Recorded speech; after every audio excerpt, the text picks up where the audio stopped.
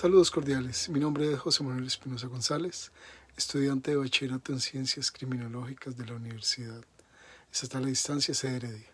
Esta exposición busca analizar el surgimiento y desarrollo del derecho internacional humanitario. Por eso, a continuación, dando inicio al ejercicio, hablaré de sus orígenes y finalidad del mismo. El derecho internacional humanitario, también conocido como derecho de guerra, es una rama del derecho internacional que se centra en regular la conducta de las partes involucradas en conflictos armados para proteger a quienes participan en ellos y a quienes no. Sus orígenes son de tradición humanitaria, como dar auxilio a los heridos, labor que, por ejemplo, hace la Cruz Roja Internacional.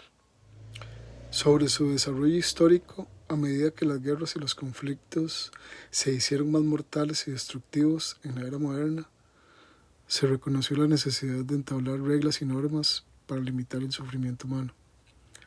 Los primeros tratados internacionales que abordaron cuestiones relacionadas con la conducta en la guerra se remontan al siglo XX. En realidad un poco más atrás, pero específicamente en los derechos internacionales humanitarios se remontan al siglo XX, como los convenios de Ginebra de 1949. Sobre sus fines se destaca la protección de personas civiles. Uno de los principales objetivos es proteger a las personas que no participan directamente en las hostilidades, como civiles, heridos, enfermos, personas detenidas y niños. Otro es la limitación del sufrimiento humano. Busca limitar la brutalidad y el sufrimiento innecesario en tiempos de conflicto armado. La regulación de la conducta de los combatientes, ese es otro principio. Incluye la prohibición de ataques indiscriminados, el trato humanitario a prisioneros de guerra o a civiles de manera brutal e indiscriminada. Nos piden señalar y explicar 4 principios del derecho internacional humanitario. El primero es el principio de distinción. Aquí se exige que las partes en un conflicto distingan en todo momento entre las personas que participan directamente en las hostilidades y las que no lo hacen. Otro es el principio de proporcionalidad. Establece que cualquier acción militar debe ser proporcionada al objetivo militar el cual se persigue. El principio de humanidad subraya la obligación de preservar la humanidad de todas las personas, sin distinción.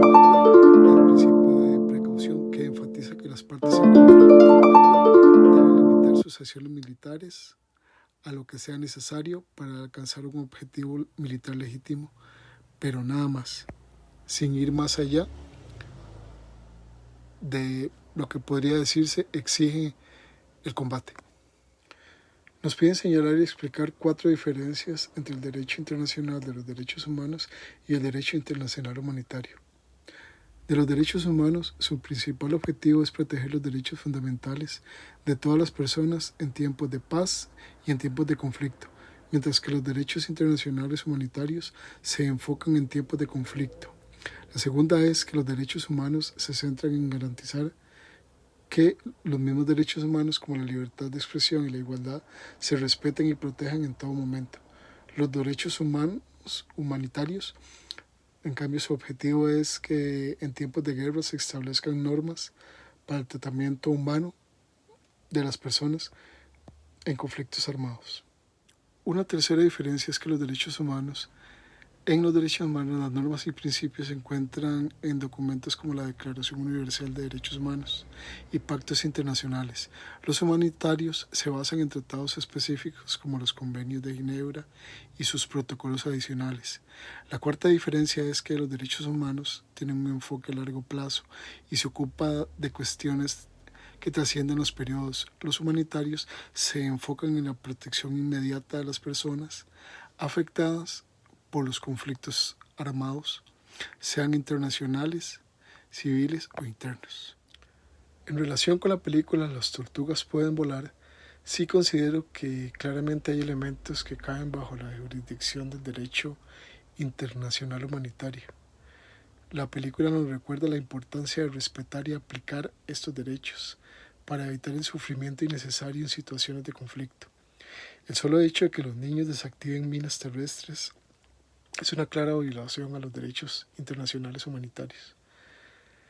Narrando la película el conflicto en la vida de un grupo de niños kurdos en un campo de refugiados en la frontera entre Irak e Irán, en medio de la guerra del Golfo.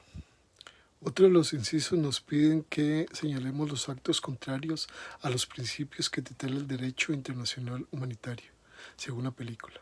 1. Utilizar niños y niñas en conflictos armados. Uno de los aspectos más notables de la película es la participación activa de niños en la recolección y desactivación de minas terrestres. 2. Falta de atención médica y protección. La película muestra la difícil situación de los refugiados en el campo, donde hay una falta generalizada de atención médica y protección adecuada. 3. El uso mismo de minas. Esto representa un peligro constante en el área y cómo afecta la vida de los refugiados, especialmente la de los niños. Por último, se nos pide indicar en cada ejemplo anterior cuál principio del derecho internacional humanitario se ha lesionado. 1.